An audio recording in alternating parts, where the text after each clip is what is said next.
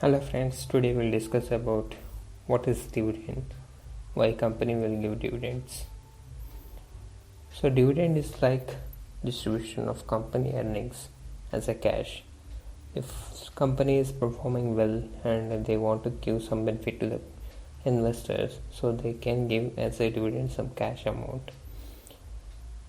When company will give dividends, that's based on company.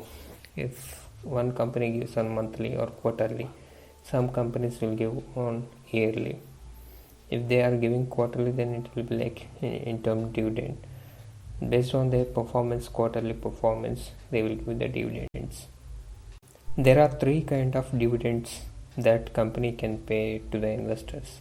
One is like interim dividend. Interim dividend is like based on quarters. If that quarter performs well, then they have much capital adequacy ratio, means they have ఎక్కువ డబ్బులు ఉన్నప్పుడు ఎంతో కొంత amount invest చేద్దాం అనుకున్నప్పుడు వాళ్ళు ఏం చేస్తారంటే ఇంటర్మ్ డివిడెండ్గా ఇచ్చేస్తారన్నమాట కొంత అమౌంట్. అవి ఏమిటంటే క్వార్టర్లీ కానీ ఇస్తూ ఉంటారు. దాని తర్వాత ఏంటంటే ఫైనల్ డివిడెండ్ అనేది ఒకటి కంపల్సరీ ఉంటుంది.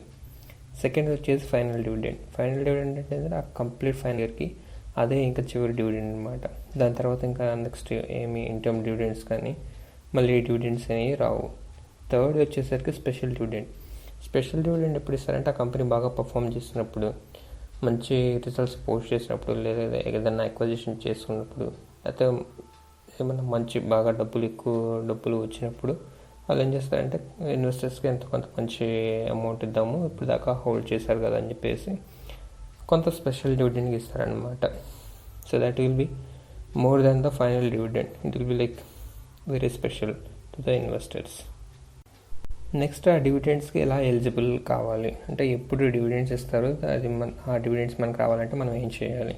ఫస్ట్ కంపెనీ ఏంటంటే రిజల్ట్స్ పోస్ట్ చేసినప్పుడు అది ఒక అనౌన్స్మెంట్ డేట్ చేస్తుంది అనమాట. సో ఈరోజు ఇప్పుడు మేము డివిడెండ్ ప్రకటిస్తున్నాం కంపెనీ నుంచి చెప్పేసి చెబుతారనమాట. దాన్ని announcement date are declaration date అని చెప్పేసి అంటారనమాట.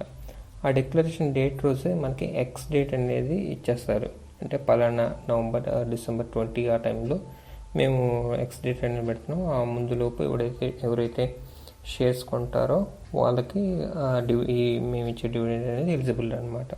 సో ఎక్స్ డేట్ అంటే ఏంటంటే ఆ డేట్ ముందు రోజు ఎవరైతే షేర్స్ కొంటారో వాళ్ళు డివిడెండ్స్కి ఎలిజిబుల్ అనమాట. ఎక్స్ డేట్ రోజు కొన్నా కానీ మనకి డివిడెండ్స్ అనేవి రావు అనమాట.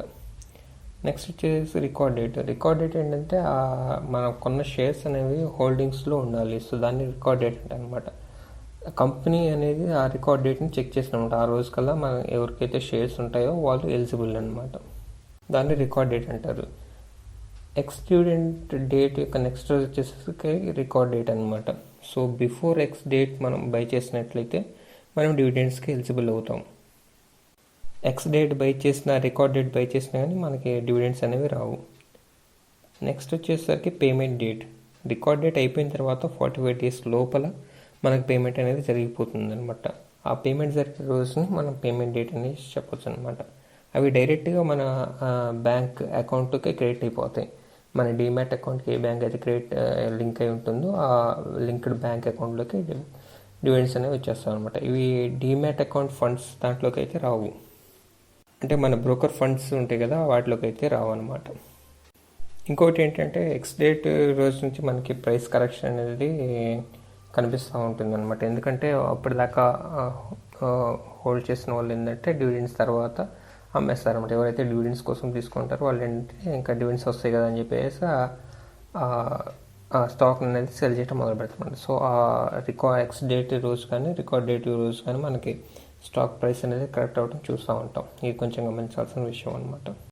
నెక్స్ట్ మనం కొన్ని ఎగ్జాంపుల్స్ తీసుకున్నాం. రీసెంట్గా ఎల్ఎన్టీ వాళ్ళు స్పెషల్ డివిడెండ్ని అనౌన్స్ చేశారు. స్పెషల్ డివిడెండ్ అనమాట. నెక్స్ట్ ఆ డివిడెండ్ ప్రైస్ వచ్చేసి 18 rupees. నార్మల్గా అయితే వీళ్ళు 10 rupees అలా ఇస్తారు final dividend. So special dividend కాబట్టి సో కొంచెం ఎక్స్ట్రా ప్రైస్ పెట్టి 18 rupees పెట్టి ఇస్తూ ఉన్నారు. దానికి ఎప్పుడు అనౌన్స్ చేశారు? The announcement date will be 28th October మనకి అనౌన్స్ చేశారనమాట. రికార్డ్ డేట్ ఎక్స్ డేట్కి ఎప్పుడు ఫిక్స్ చేశారు? 4th November ఫిక్స్ చేశారనమాట. So after X date that will be record date. So record date అనేది నెక్స్ట్ రోజు అవుతుంది అనమాట, 5th November అవుతుంది. నెక్స్ట్ డివిడెండ్ పేమెంట్ డేట్ వచ్చేసరికి 20 నవంబర్. సో వితిన్ 45 డేస్లో మనకి పేమెంట్ అనేది జరిగిపోతుంది అనమాట. సో వాళ్ళు ఎప్పుడైనా చేయొచ్చు ఆ 45 డేస్ లోపల. ఆ quarter results September second quarter కాబట్టి సెకండ్ క్వార్టర్ రిజల్ట్స్ అనమాట. ఫైనాన్షియల్ వచ్చేసరికి 2021. నెక్స్ట్ మనం ఇంకో ఎగ్జాంపుల్ ఇస్తాం. ఇది BAL యొక్క కార్పొరేట్ యాక్షన్స్, అంటే డివిడెండ్, బోనస్, ఎవ్రీథింగ్ అన్నీ కలిపి ఉంటాయి అనమాట. ఇక్కడ మనం చూసినట్లయితే డివిడెండ్ వచ్చేసరికి ఇంటర్మ్ డివిడెండ్, ఫైనల్ డివిడెండ్ 2 ఉంటాయి అనమాట. ఇంటర్మ్ 2, ఇంటర్మ్ 3 అంటే second quarter interim 2, third quarter interim 3 అలా డివిడెండ్స్ అనేది ఇస్తారనమాట. ఫైనల్ డివిడెండ్ తర్వాత అయితే మనకి ఇంటర్మ్ డివిడెండ్స్ అనేవి రావన్నమాట ఆ ఫైనాన్షియల్ ఇయర్కి. ఇక్కడ చూసినట్టయితే మనకి 2020 ఫిబ్రవరి ఇంటర్మ్ డివిడెండ్ ఒకటి ఇచ్చారు, 1 రూపీ 45 లాగా. నెక్స్ట్ సెప్టెంబర్ 15, 2020 కల్లా ఫైనల్ డివిడెండ్ 1 రూపీ 45 అనేది ఇచ్చారనమాట. సో ఈ ఫైనల్ డివిడెండ్ తర్వాత మనం నెక్స్ట్ డివిడెండ్ అనేది రావన్నమాట. సో కంపెనీ పర్ఫార్మెన్స్ని బట్టి వాళ్ళు ఇంటర్మ్ డివిడెండ్ లేదా ఫైనల్ డివిడెండ్ అనేది ఇస్తూ ఉంటారనమాట.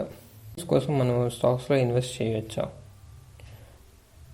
ఒకటి ఏంటంటే, వన్స్ డివిడెండ్స్ ఇస్తూ ఉన్నారంటే, ఎక్కువ డివిడెండ్స్ ఇస్తూ ఉన్నారంటే వాళ్ళు ఏంటంటే వాళ్ళ గ్రోత్లోంచి కొంత డబ్బులు తీసేసి షేర్ హోల్డర్స్ ఇస్తున్నట్టు అనమాట. సో ఏంటంటే గ్రోత్ అనేది కొంచెం తగ్గుతూ ఉంటుంది. కంపెనీ గ్రోత్ గురించి ఆలోచించుకుంటూ డివిడెండ్స్ అనేవి ఇస్తూ ఉంటారు అనమాట, హై డివిడెండ్స్ పే చేసి. కొన్ని కంపెనీస్ అనేది లెస్ డివిడెండ్స్ ఇచ్చేదాన్ని, కంపెనీ గ్రోత్ మీద బాగా కాన్సన్ట్రేట్ చేసేదాన్ని. కంపెనీ గ్రో అవుతూ ఉంటుంటే ఆల్వేస్ స్టాక్ ప్రైస్ అనేది కూడా గ్రో అవుతూ ఉండేది అనమాట. సో ఇదేంటంటే మీకు రిక్వైర్మెంట్ని బట్టి చూసుకోవాలంట. మీకు అప్పుడప్పుడు కొంత మనీ కావాలనుకున్నప్పుడు ఏంటంటే ఇది 1-2 డివిడెండ్ స్టాక్స్లో ఇన్వెస్ట్ చేస్తే ఏంటంటే మీకు ఎంతో కొంత అమౌంట్ అనేది కంటిన్యూస్గా వస్తూ ఉండేది ఇయర్లీ ఒకసారి. అలా లేదు లాంగ్ టర్మ్ కనుకుంటే ఏంటంటే మోస్ట్లీ గ్రోత్ స్టాక్స్లో ఇన్వెస్ట్ చేస్తే ఏంటంటే మీకు మంచి వెల్త్ క్రియేషన్ జరుగుతూ ఉండేది అనమాట. నెక్స్ట్ డివిడెండ్స్ కోసం స్టాక్స్ తీసుకోవచ్చు అంటే అది చాలా రిస్కీ. ఎందుకంటే ఒకసారి ప్రైస్ అనేది బాగా కరెక్ట్ అయిపోవచ్చు. సో మనకి ఏంటంటే లాసెస్ కూడా రావచ్చు అనమాట. మీ రిస్క్ రేషియోని బట్టి మీరు ఇన్వెస్ట్ చేసుకోవచ్చు. బట్ నా సజెషన్ అయితే డివిడెండ్స్ కోసం స్టాక్స్లో అయితే ఇన్వెస్ట్ చేయడం కరెక్ట్ కాదు. That's it guys about dividend. ఏదైనా డౌట్లు ఉన్నా కానీ కింద కామెంట్ సెక్షన్లో పింక్ చేయండి. మీకు కనుక నా ఎక్స్ప్లెనేషన్ నచ్చినట్లయితే లైక్ చేయండి, షేర్ చేయండి. ఇంకా మీకు ఏమైనా డౌట్లు ఉన్నట్లయితే కామెంట్ సెక్షన్లో పింక్ చేయండి. Thank you so much.